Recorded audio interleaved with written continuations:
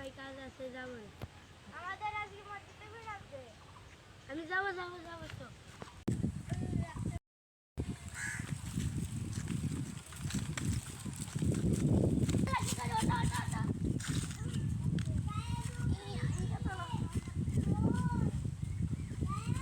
ভাই এইকে সাইকেল আনকে চলো।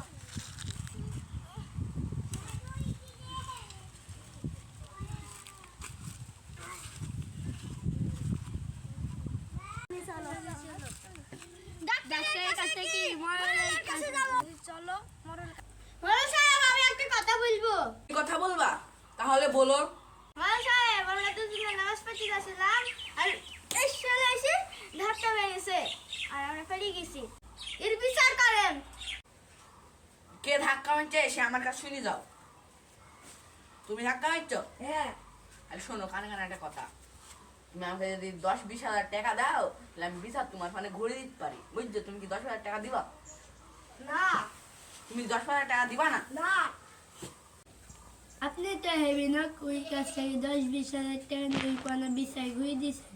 না না না, আমি বিচার উঠবান ঘুরাই ঘুরে আসবো। কথা আমি এমনি বললাম, আমার জোরে আমার মানে কিছু করবো না, এমনি বললাম। আমি এই বিষয় মানবো না। চলে গেলাম আমরা। আমি এই বিচার মানব না, আমি ফেলে গেলাম। এই বিচারের টাকাটা পালাম না গো, মেয়ের টাকা লস হয়ে গেল। যা